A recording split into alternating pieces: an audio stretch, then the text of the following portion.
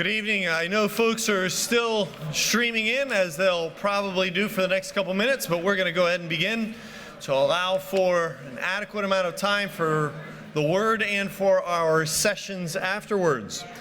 We'll start with one hymn, and then Pastor Kent will come. One hymn in our red hymnals, number 134. 134. Let's stand and we'll sing 134. And can it be that I should gain any interest in the Savior's blood? Died He for me, who caused His pain, for me who Him to death pursued. Amazing love, how can it be that Thou, my God, shouldst die for me? Amazing love, how can it be that Thou, my God, shouldst die for me? He left His Father's throne above, so free, so infinite His grace. Humbled Himself and came in love, and bled for heaven's helpless race.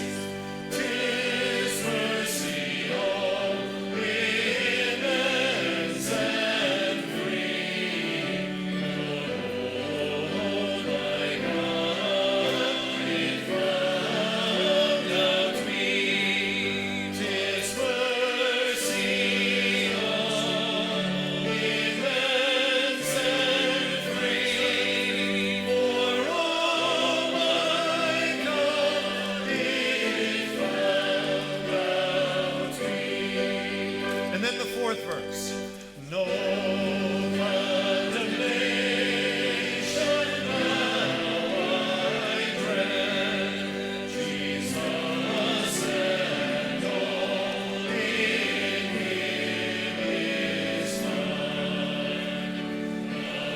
Abiding in my living head, and clothed in righteousness divine. Behold, I approach the eternal throne, and claim the crown through Christ my own. Behold, I approach the eternal throne, and claim the crown through Christ my own.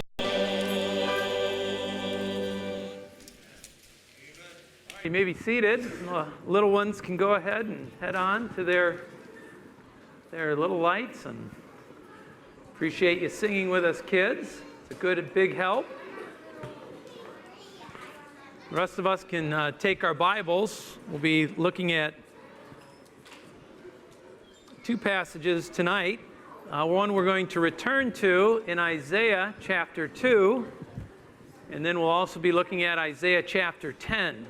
Isaiah chapter 10. And remember, we're essentially trying to understand from Isaiah what we can expect or what the end times is all about. So this is the final sort of discussion in relationship to that tonight. Previous messages, we essentially saw that Isaiah was unpacking for our information the Abrahamic covenant, that through Abraham the whole world would be blessed. And we actually looked at the passage we'll be looking at tonight. And then we looked to see how that would occur from Isaiah's perspective in the end times. And then we looked at, secondly, the Mosaic covenant, that bilateral agreement, and how Isaiah saw that that wasn't going to work well, because man's nature is just that bad, just that stubbornly corrupt, and that there would need to be a unilateral work of God. The Mosaic covenant would not help us eschatologically or in the end times. It would need to be a miraculous work. And then we looked at how Isaiah unpacked the Davidic covenant, that really the hope of the world is a person. It is the one who comes from the loins of David, a very unique man. And tonight, we're going to focus in relationship to the question when we think of the judgment side of the end times. We've dealt a lot with the blessing side. We have argued, or we have indicated, that our understanding of the end times is really a two-sided coin between blessing and judgment. And we saw judgment as a very necessary component of even blessing, that the violence of mankind's sin and corruption and all of the victims that it creates, the hearts of those victims yearn for holy violence to be done upon all of those unjust perpetrators. And so we were trying to answer the question, well, why more violence, God? Why are you going to author more violence? And we saw that it's necessary. It's necessary for the hope of those victims. It's necessary for to be the counter violence. It's necessary for the church, who understands that there is no vindication. They understand that there is just going to be growth in this dispensation. There's not going to be vindication. Jesus is going to have to take care of that. He's going to counter all of the inequities. So in the end times, Jesus has a corner on the market of violence. And we recognize that it was very different, though. It's a different kind of violence. Remember, we read how patient he's been, and how often he's stayed his hand, and how he loves and he longs. But there is coming a day when the cup of God's wrath, which is filling up, will pour out upon all this earth. And Isaiah indicates that. But we're thankful. We were encouraged, and we took hope that ultimately the understanding of the end times is not apocalyptic for the believer. It's an age of great hope for the believer. Certainly judgments will be required, and we're going to take a look at that a little bit more in detail today. They will be required, but for the believer, those things are, as difficult as they are, they're passing on their way to the fulfillment of what we long for. Things that are familiar to us: justice, love, rightness, vindication, all those things that we feel at times and we all long for will one day be, in fact, our experience and our reality. And we will be in the majority position because King Jesus will rule and reign. Did you notice Pastor Tim's prayer this morning? I was delighted by that we as pastors minister among the future rulers of the world. That's you. You are the majestic ones in all the earth, according to Psalm 16. And God takes great delight in you. So we're going to take a look at that tonight. The idea of what is Isaiah's treatment of the end times teach us in relationship to these judgments, all of these judgments that come to us. So as we've mentioned, Isaiah's contribution of our understanding of the end times includes both unprecedented blessings as well as unprecedented judgment. We come to know God more closely, I would argue, as we mine out out of the Old Testament what God says is true of his likes and dislikes as a result of obedience and disobedience. And we see that interplay in the nation of Israel. What we want to be careful of as the church, we want to focus on what God says is true of his likes and dislikes. What we want to be careful of is what he does about that is often dictated by a prearranged agreement he has made with the nation of Israel. So if I could give us a bit of an interpretive grid for understanding what we can carry forward into the church age, the New Testament era, when we look at the Old Testament and the prophecies, the written prophets, we want to focus in on what God says about what he likes and dislikes. But we want to be careful about what he does about that. Shake your head if you're seeing what I'm trying to say. Okay, good. That's very, you all kind of look like, what is he saying? Yes, words mean something here. So it's the difference between saying and doing. Okay? And just by a simple illustration in terms of, well, what do you mean, Pastor? Well, I draw a simple analogy between you as a child when you were not an adult underneath your parents' rules and regulations, and then as you are an adult child trying to honor your parents. When you were a little child, there were prearranged agreements that would be followed through on if you failed to like what your parents liked, or you disliked what they liked, and you grew to understand what those likes and dislikes were because they would do something about that. But that obviously changed. Those prearranged agreements changed when you grew to be an adult and you became a family yourself.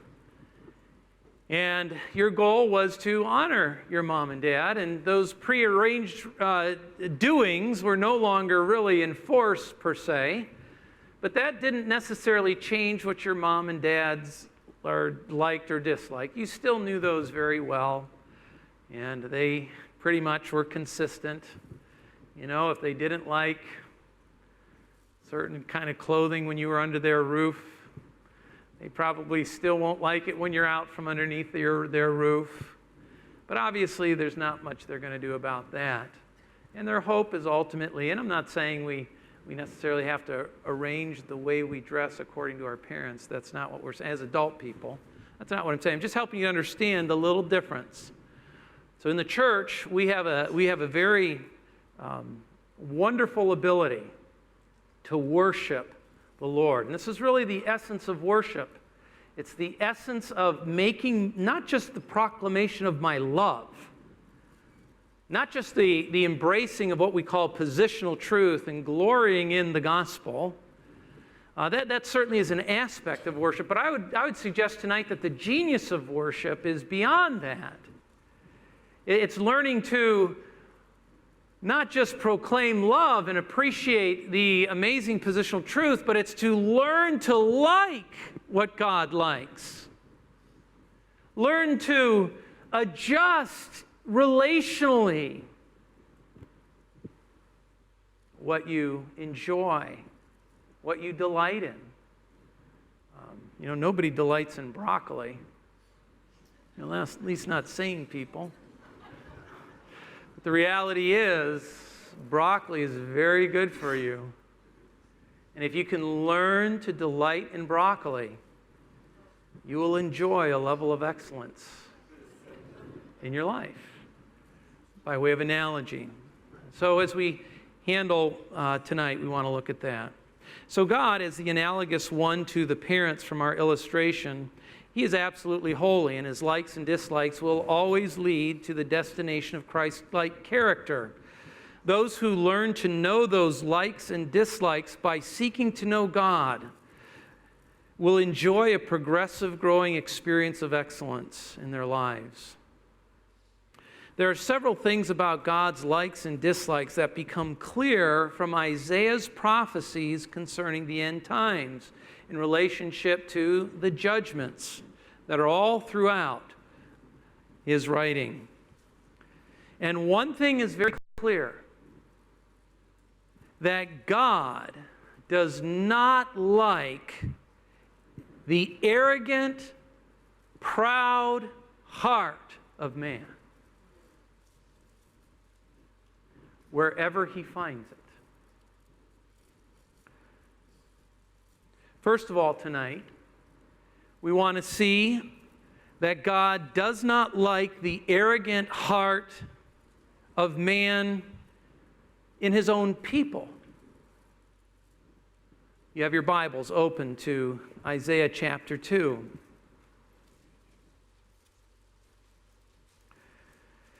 We see from chapter 2, verse 11, that an arrogant attitude is the precondition of the judgment that faces Judah. There Isaiah writes, "The proud look of man will be abased, and the loftiness of man will be humbled, and the Lord alone will be exalted in that day." The arrogant attitude. Well, what did it produce in the nation of Israel? Well, we see here that it produced many things as we study all of the judgments, but two in particular that we want to note tonight, here from Isaiah chapter 2. The first thing that we see that the arrogant attitude or the arrogant heart of the people of God, the nation of Israel, produced an attempted combining of true worship for God with what all of their buddies were doing around them in the other nations. There's a big word for that.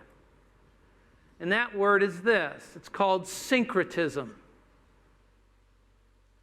This arrogant spirit, this sort of attitude is what turned the toes of the nation of Israel and pointed them in a little different direction, even though for a time being their face was still facing true worship.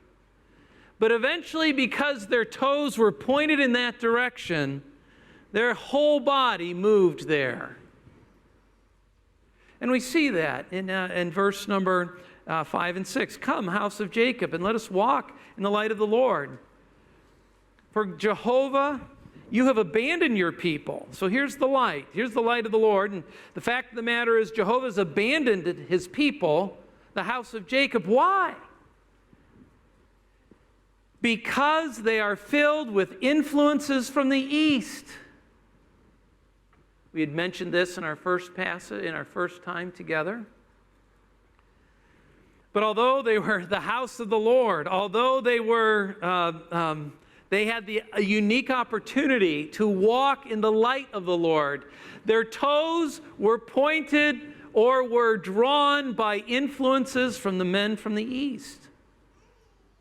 And they began to seek to try to have their cake and eat it too. God does not like the arrogant heart of man, the attitude of a man when it becomes proud. And that pride causes those toes to begin to point in other directions. Well, why can't I have that? Why can't I go there? Why can't I look that way? Why can't I act that way? Why can't I just do what I want? And we begin to point our toes all the while. And if this is true of the people of God under the covenant community, it was, and we have some very clear understanding of how it is, in fact, they turned their toes to the influences from the east. This text, in fact, tells us where it influenced them, among other places. Soothsayers, for them, it was they wanted to know the secrets, the what was going on in the world, kind of sort of stay on the in and continue to sort of be relevant. So they looked to the soothsayers, they looked to the vocal mouthpieces of the cultures of the pagan countries around them. And they were relevant, and they were cool. And as a result, they were rich. Yeah, they had lots of money. Their land was filled with silver and gold, and there was no end to their treasures. Their land also was filled with horses, and there were no end of chariots. But guess what else their land was full of? Verse number 8. Their land was filled with idols. It's filled with idols. They worshiped the work of their hands. The idea here is this is absolutely ridiculous.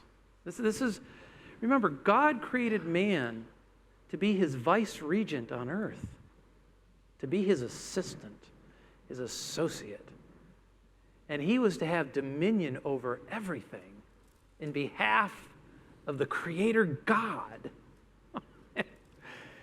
And the indignity of man created in God's image paganizing to the point where he worships what his own fingers have made from heaven's standpoint is ridiculous beyond words. The angels are like, what is going on?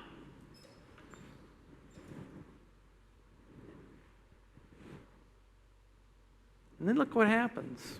Verse 9, the dignity of man, he's absolutely humbled. He becomes very pagan. He becomes dark. He becomes like that to which he is making in worship. The important man, and these humbling and abasing are not good terms here. This is the image likeness of God and man has become so twisted, that he saves baby whales and he kills human children. That's what happens out within this arena. Now, I know we're not dragging the covenant community as America. That's not what I'm talking about. That's just simply by way of illustration. But the church has a part to play. We've got to be careful that our toes aren't synchristically pointed into the world. That we're pursuing that the judge and jury of why we do what we do is, well, I like it. And let me tell you, folks, it's the arts. Mark it down. And those of you who are in the arts, we've got wonderful people who are all in the arts. They're wonderful. But I'm telling you, the arts are tricky. In the liberal arts, there's several disciplines. We start with, on the high end, mathematics. We say mathematics is highly, highly influenced by common grace. Mathematicians don't discuss mathematic theory. They try to discover it. They don't discuss if 2 + 2 can equal 1. They don't do that as sort of a personal expression of their creative ability. I mean, they can try that, but bridges will fall down, right? Rockets won't go up into the air. So that's very high on the liberal arts disciplines, and high in the sense, well, we could put it high in the sense of being affected by common grace, but very low on the sense of providing a conduit through which we can worship. Although we can, we can teach mathematics and say, isn't God wonderful because he's made the universe in a very orderly fashion? We can say that, right? But moving down in terms of common grace, the arts are the least affected by common grace. Art, by its very definition, is an individual's creative expression. And so it's very tricky. So what's required of the Christian artist is somebody who applies himself to this whole, a lifelong process of trying to figure out what God likes and what God loves, and to express that.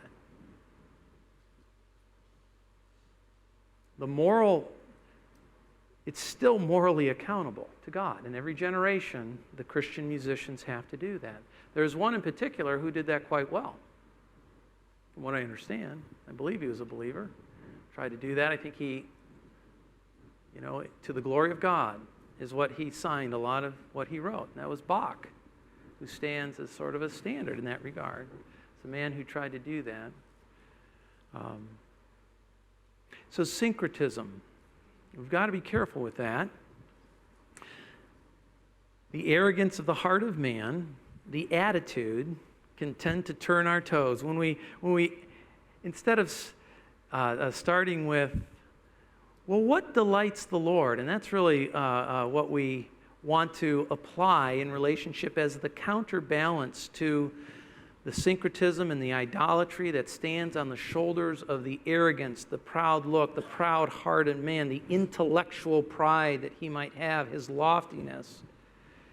Humility comes when he begins to replace that arrogance with delighting in the Lord. Delighting in the Lord. And we see this theme frequently in Isaiah's prophecy. 2 times a verse is repeated very closely in the book of Isaiah, and it's toward the end.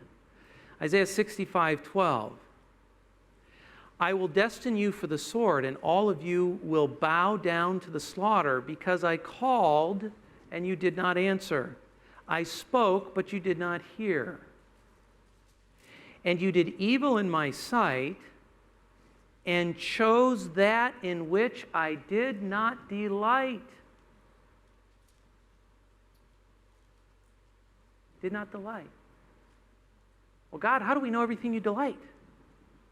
Well, you have the opportunity to know me.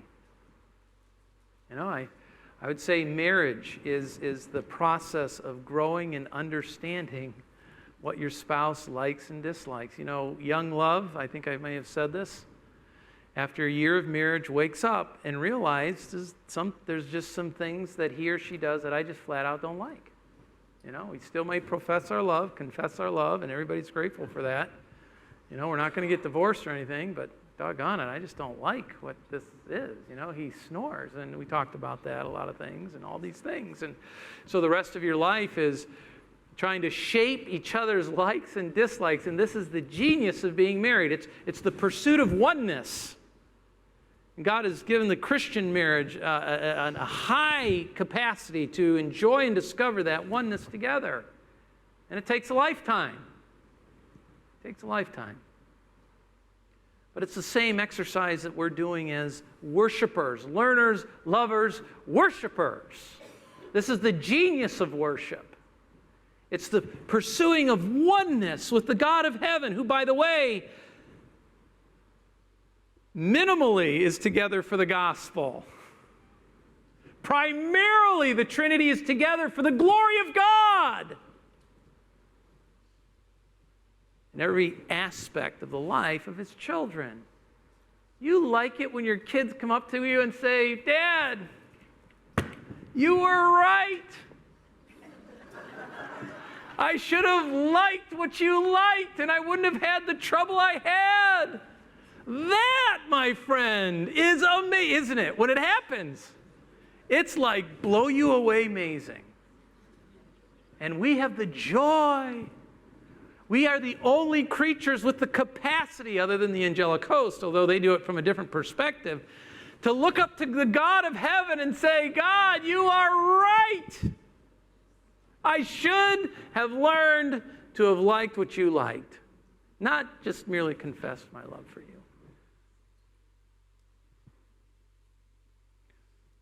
So syncretism, arrogance.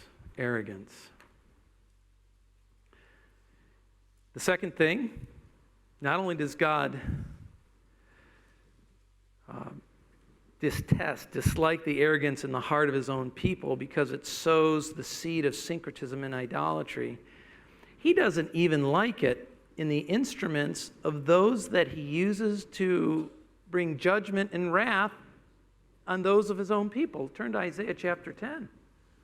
You know, we think, okay, if God calls Assyria here to be the rod of his anger on Judah, and to, they're not going to really be successful. They certainly were on Israel, the northern kingdom. But in verse 5, he says, woe to Israel now, or woe to Assyria, the rod of my anger. And I could just see Assyria saying, well, yeah, Lord, you're the one who wanted us to thump them. You know what?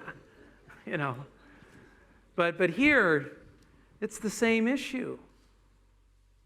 He says in verse 12, I will punish the fruit of the arrogant heart,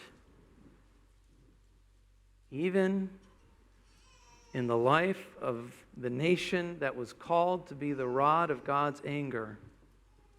Down to verse 33.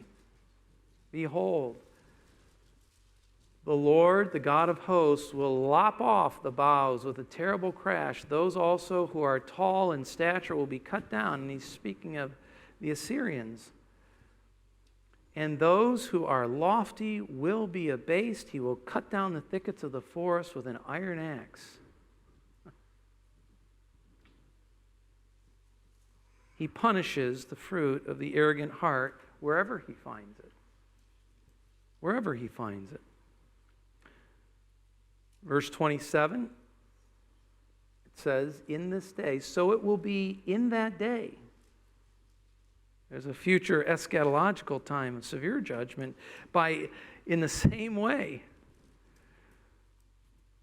that God will punish the arrogant heart wherever he finds it. Thirdly,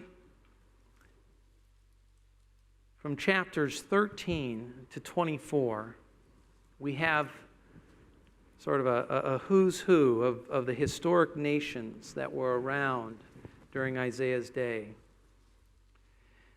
In chapter 13, verse 11, I want you to turn there, and with this we'll close here. As we're about ready to kind of roll out the judgments that will descend upon each one of these historic nations, the fundamental cause is this. Verse 11, thus I will punish the world for its evil and the wicked for their iniquity, and I will also put an end to the arrogance of the proud. Unless we think it's just the historic nations, the poor little earth gets beat up. Those of you who are conservationists. Chapter 24. Verse 5. The earth gets judged because the earth is also polluted by its inhabitants. For they transgressed laws, violated statutes, broke the everlasting covenant. And we could argue from Isaiah 13 that it was the function of the arrogance of the proud. The arrogance of the proud. Pastors often taught us that compromise within a local New Testament church begins with an attitude. And I think in the study of Isaiah, my study of Isaiah, that is profoundly supported. And we can identify from God's perspective that attitude is a proud, arrogant attitude. And it's that attitude that begins to sow the seeds of eventual compromise. Those of you who are disciplers, be wary of the attitude of your disciplees. On the back of our disciple-making pathway, a true believer is described as first and foremost a what? A learner. It shouldn't be hard. They should humbly, joyfully want to learn. And then they become lovers as they learn. They learn by God's grace and the power of Jesus Christ to sacrifice their own self-interests. Remember, that's love in the New Testament church. It is the antithesis of proud, arrogant hearts. It's disciplining ourselves to constantly be trying to put that at bay and put it away. And then a worshiper. We can only become true worshipers when we get rid of our own self-interest. We take the grip, not only in our confessions of love, but all the way down into our affections, where I recognize that just because I like something, that's not the judge and jury. Now, truly, what I like may be what God likes, but it's only when I truly understand progressively that there's a coherence between those two things then that I can joyfully run forward with what I like. But until then, I'm cautious. I'm cautious. I fear the Lord. I fear the Lord. That's what I do. And that's what I believe Isaiah is saying. So attitude is a watershed. You know what a watershed is? Rain falls on this side, goes to the Atlantic. This side, I guess it goes to the Mississippi River and out the Gulf, right? At least on our little seaboard area. There's only 2 points. Attitude is a watershed. Mark it down. Not only watch it, disciplers in your disciples, but in your own life as well. You know when you kind of begin to cop a spirit, you begin to kind of get a little burr up into your saddle. Folks, Satan will energize that like nothing else. The profound reality, and I can't get over this, the profound reality is that the whole of the eschatological judgments, as devastating as they are required to be, is due fundamentally because you and I have an arrogant heart.